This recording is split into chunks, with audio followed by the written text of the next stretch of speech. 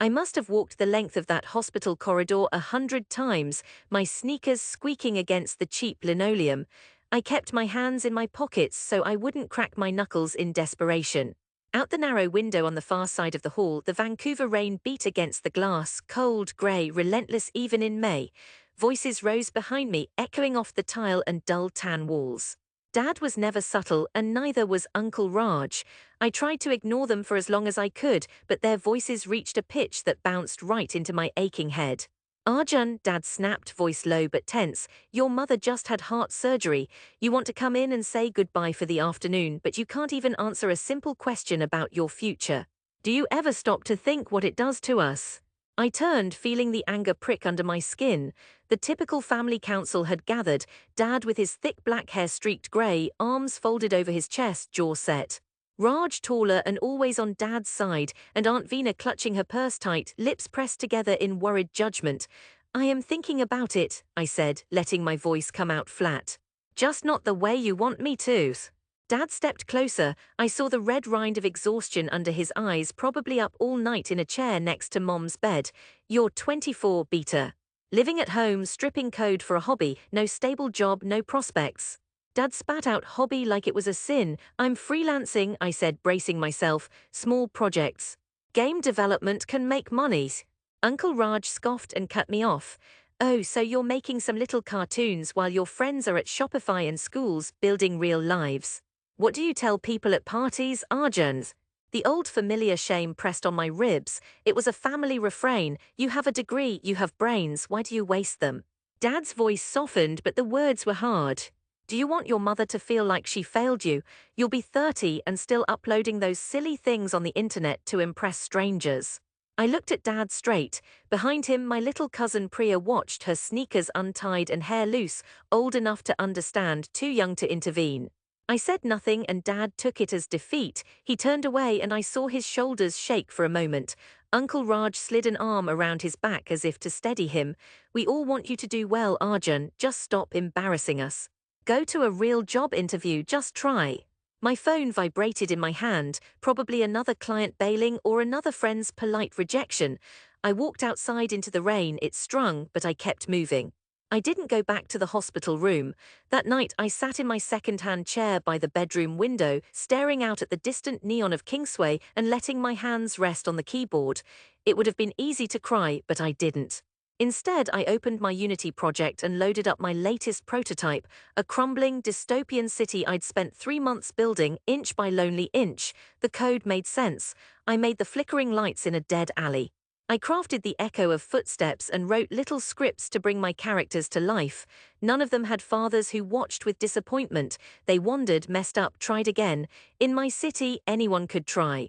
Dad knocked just before midnight. He hesitated. Your mother's sleeping, just wanted to say we really do worry. I bit the inside of my cheek, nodded. He lingered, then left. The apartment walls felt paper-thin. That was the last conversation we had before I emptied half my savings, packed my laptop, and left for a co-op housing sublet near Commercial Drive. The room was barely big enough for a bed and a desk. I didn't visit the hospital again for weeks, and Mom only ever texted brief updates. Stiff, dutiful, never the warm messages she used to send me as a kid. Adulthood, it turns out, arrives not with certainty but messy increments. Rent overdue, doors that jam, groceries that barely last the week.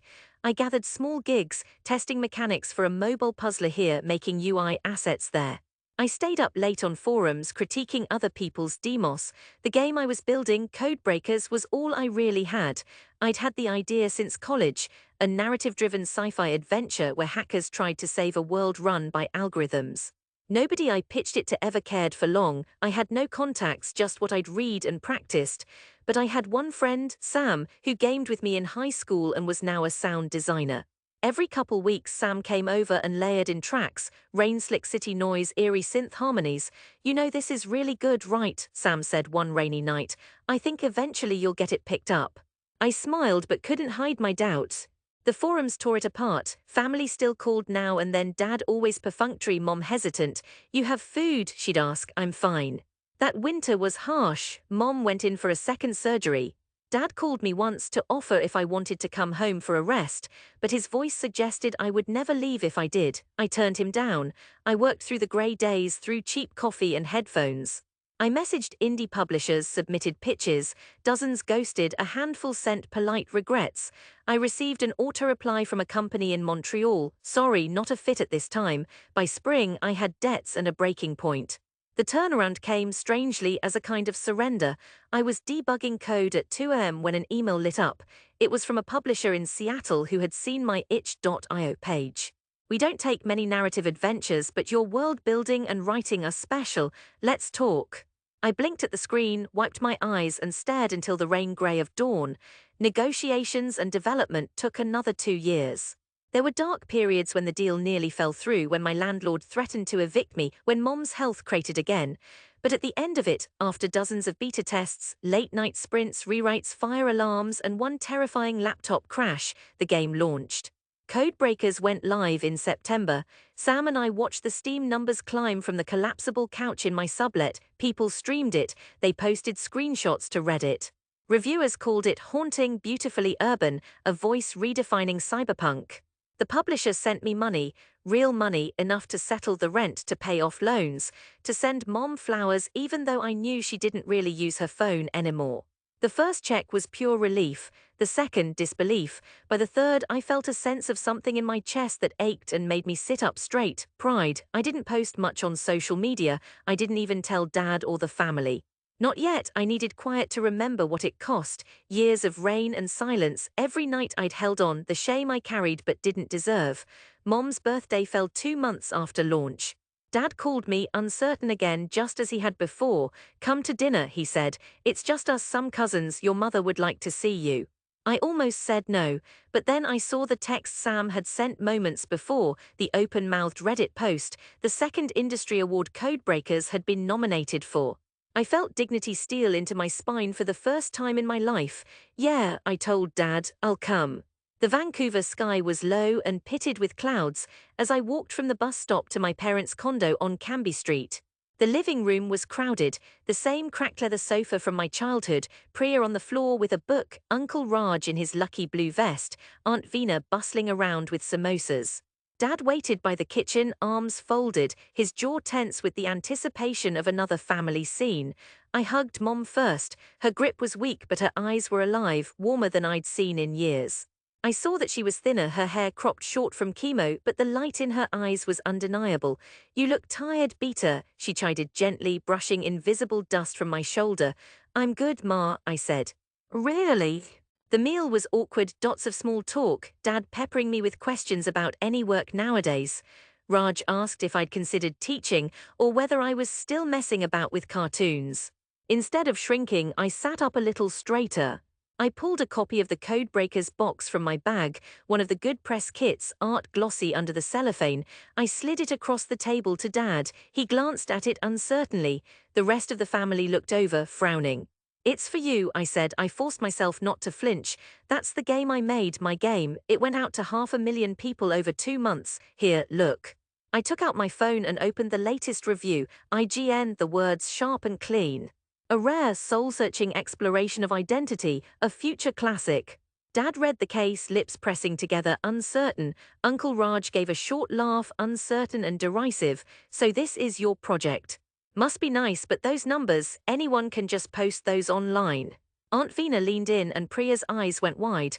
Wait, Priya blurted, you're the dev from Twitter's raving about this. Hurl from school plays it all the time. I ignored my uncle and moved to the living room TV. Codebreakers had finally released for consoles and I had mailed them a copy. The box was still in its seal. The PS5 was dusty, barely used. Dad followed hesitant. Can I show you? I asked, holding the controller. He nodded gruff. I slid the disc in, hands trembling. The logo I'd made over hundreds of hours, white lines flickering in mist, glowed on the screen. The opening ran with rain and sirens, the city as I had seen it all those years alone, lit up. Priya moved close. That's yours. Every pixel, I said quietly, heart thumping, every line of code. Dad stood silent. He watched as the main character, a coded version of myself, really wandered the alleys. Mom was next, eyes shining. Priya jumped in. That's the street near here, she pointed excitedly. You put our buildings in your game. I nodded. I saw Uncle Raj hesitate, then watch, interest overtaking skepticism. I opened the save screen, scrolled down, stats, reviews, and the press clippings tucked into the UI as Easter eggs. There was my name, the world featured at Indiecade, screenshots of fan communities, awards. It was undeniable, concrete, irreducible, silence, then applause, spontaneous, honest, a sound so unfamiliar in this house it nearly disoriented me. Mom wiped her eyes. You made this world. Her voice was proud. Dad stared at me, face unreadable. The chat on TV scrolled, hundreds of players live streaming, their messages flooding in praise, fan theories, kids asking how I'd learned to code. Uncle Raj stepped closer. So this is real work, huh? He said, faltering. A hint of apology there, surprise hidden in gruffness. I let myself breathe. The old bitterness was gone, replaced by steadiness. Dad sat. For a moment I saw past the bluster to the tired, proud father he wanted to be. I didn't understand, he said quietly as the rain hit the windows harder, but now I see it. I put the controller down. The game played on, characters speaking softly, the city alive. Later, Mom held my arm and whispered, we never doubted your heart, Arjun. We worried you'd break it on the world. I had to a little, I replied. Just so I could bring it home. We ate cake in the kitchen, samosas going cold. Priya wanted to hear how I'd learned coding if she could try it. Dad called a distant cousin and boasted in a loud, awkward voice about his son, the famous developer. I left that night in the drizzle, the city's neon reflected in every puddle. My heart hurt, but it was a clean ache, the kind that reminded you'd come through something real. I stopped near the bus stop, looking back at the lit window of my parents' place, my world for better or worse. The corridor was dark, but I wasn't afraid to walk down it anymore. The world I'd built was out there, alive in other people's hands, and here, finally, in my family's. I turned up my collar, let the rain dapple my face, and walked on.